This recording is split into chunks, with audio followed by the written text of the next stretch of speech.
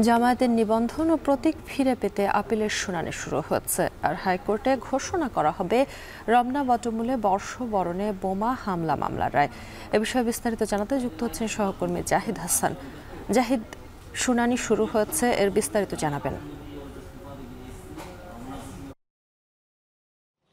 শম্পা, জামায়াত ইসলামীর নিবন্ধন হাইকোর্টের রায় বাতিল হয়ে যায় 2013 সালে। এরপরে এটি আপিল করা হয়, আপিলও নিবন্ধন বাতিল করে দেওয়া হয়। এরপরে যে রিভিউ আপিলটি করা হয় সেই রিভিউ আপিলের শুনানি হয়নি। সে বিষয়ে জামায়াত ইসলামের নিবন্ধন ফিরে পেতে যে আবেদনটি করা হয় সেই আবেদন আজকে দিনের কার্যতালিকা রয়েছে। প্রধান বিচারপতি সৈয়দ রেফাত আহমেদ নেতৃত্বে 4 বিচারপতির আপিল বেঞ্চে এটি শুনানি হচ্ছে।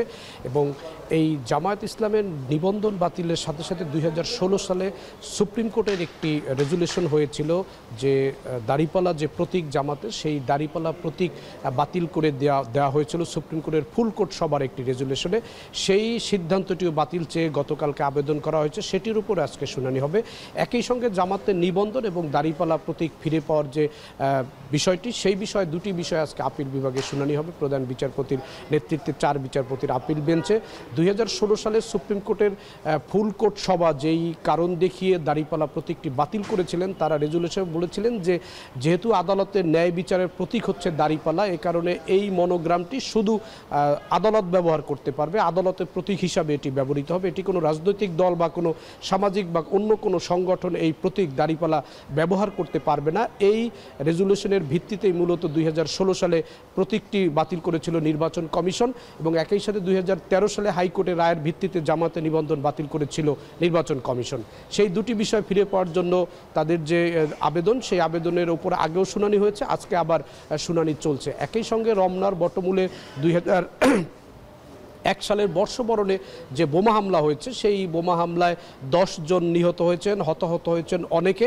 এই মামলাটি 2014 সালে ঢাকার বিশেষ ট্রাইব্যুনালে রায় হয়। সেই রায়ে মুফতি হান্নান হরকাতুল জিহাদ নেতা, তিনি সহ 8 জনকে মৃত্যুদণ্ড দেওয়া হয়েছিল এবং 6 জনকে দেওয়া হয়েছিল যাবজ্জীবন কারাদণ্ড। সেই ডেথ রেফারেন্স এবং জেল আপিলের শুনানি অনেকবার হাইকোর্টে এসেছে, প্রায় 400 বার হাইকোর্টের কার্যতালিকা আসলো, এই শুনানিটি নিষ্পত্তি করা হয়নি।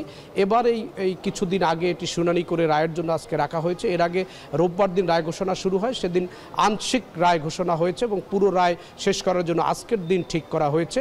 এবং এই মামলায় যাবজ্জীবন প্রাপ্ত এবং মৃত্যুদণ্ডপ্রাপ্ত বেশ কয়েকজন আসামি ইতিমধ্যেই কারাগারে তারা মারা গেছেন এবং মুফতি হান্নানের মৃত্যুদণ্ড কার্যকর করা হয়েছে ব্রিটিশ হাই কমিশনার আনোয়ার চৌধুরীর উপরে গ্রেনেড হামলা মামলায়।